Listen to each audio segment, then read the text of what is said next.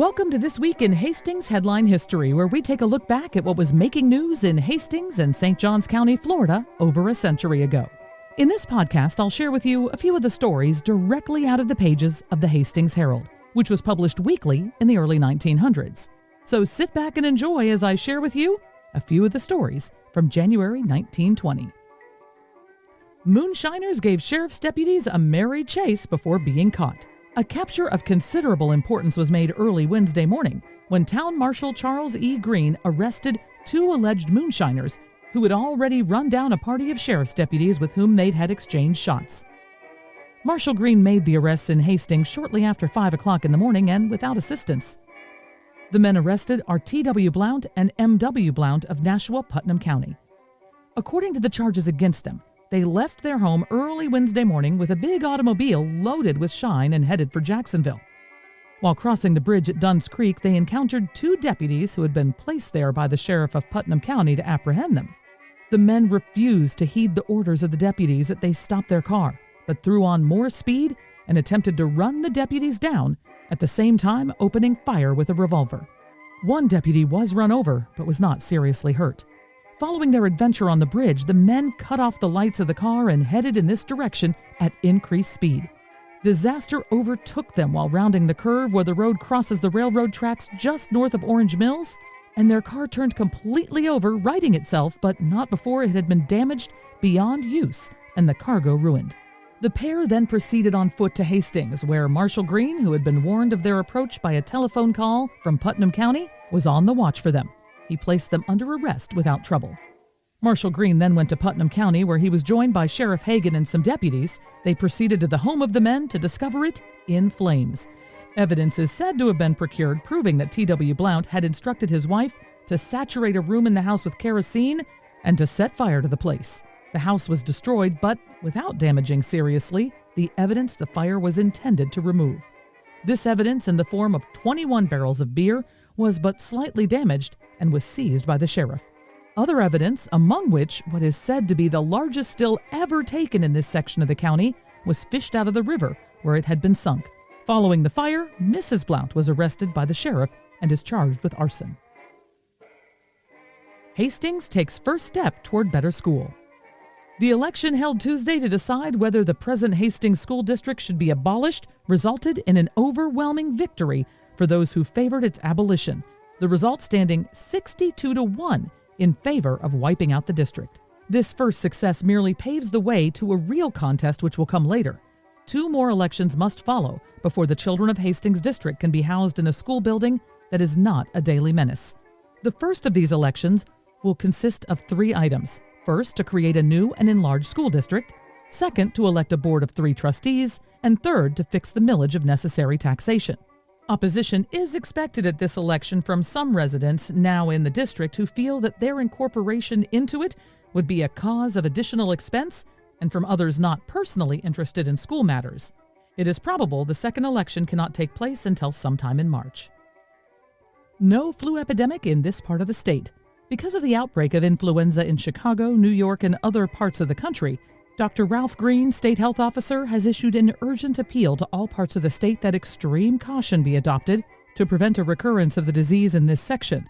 Dr. Green advocated the avoidance of train travel unless absolutely necessary, because people coming to Florida from all parts of the country are likely to bring with them germs of the disease. On to this week's Talk of the Times, where I give you a glimpse of what people were thinking over 100 years ago. This time we have an editorial from the Hastings Herald in January 1920. This editorial came out just before an election to start the ball rolling to build a new school for kids in Hastings. And its hope was to convince voters in favor by detailing the condition of the current school building.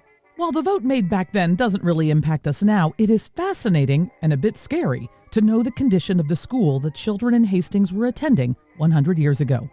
The editorial is titled, "People Here Go After New School Building," and it reads, "The need of a new district as a means of providing a new school building would be immediately apparent to any person who took the trouble to inspect the existing building where the children of Hastings are attempting to obtain an education under decidedly adverse circumstances. The building, or rather buildings, resemble more closely than anything else a sawmill boarding house. Between them both, They muster 8 or 2 very small rooms, into which are jammed the 260 children of the district. Both buildings are veritable fire traps, and during the winter season, when fires are necessary, every mother has just cause for Thanksgiving when she sees her little ones return home at night. That they do return is little short of a miracle. In every room is placed a trash burner of either cast iron or sheet iron. Some of the sheet iron burners badly cracked and broken.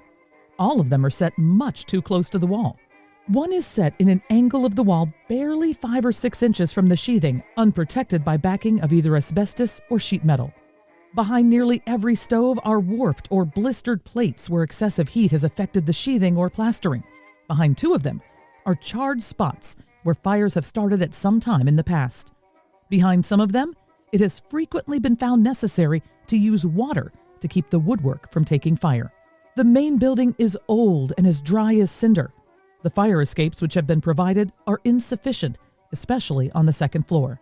It has been demonstrated time and time again that even in modern schoolhouses, where slow-burning materials have been used, fire and smoke have caused fearful loss of life before the buildings could be cleared. A fire once started would sweep through the building more rapidly than any person who has never seen such a fire can realize. And even with exit facilities far better than provided, it would be virtually impossible to get all the children out alive.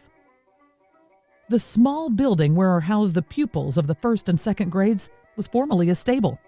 It is a low, single-storied structure with reasonable ventilation because of the placing of windows and peculiar construction of the ceiling.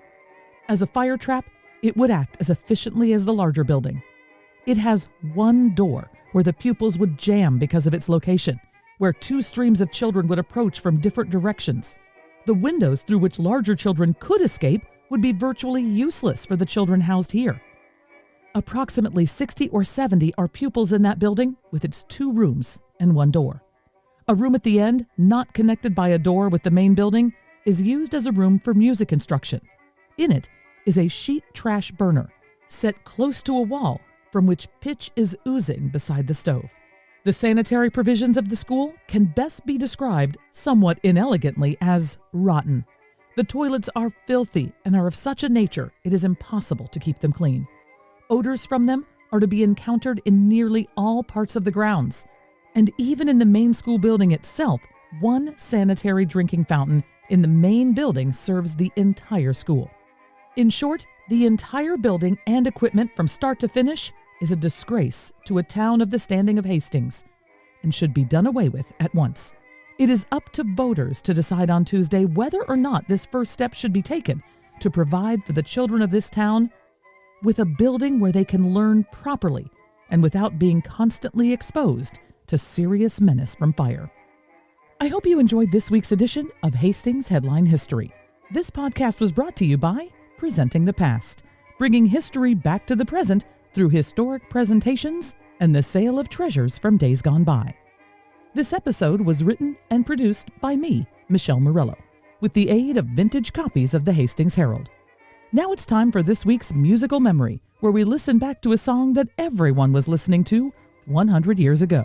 This week's song is a soft instrumental that hopefully will lull you into relaxation or get you to slow dance, as either one would have made the performers, Fred Waring's Pennsylvanians, very happy. This also became the theme song for The Fred Waring Show, a TV musical variety show. And if you're wondering why the band was called Fred Waring's Pennsylvanians, well, that's because Fred Waring founded the dance band with his brother Tom at Penn State University in 1918. This song came out in the 20s, and it launched their career, and they kept the momentum going, getting even more popular in the 30s and taking to Broadway and the World's Fair in the 1940s. So let's go back to their first hit, the song that became their signature 100 years ago. It's Fred Warrington's Pennsylvanians and Sleep.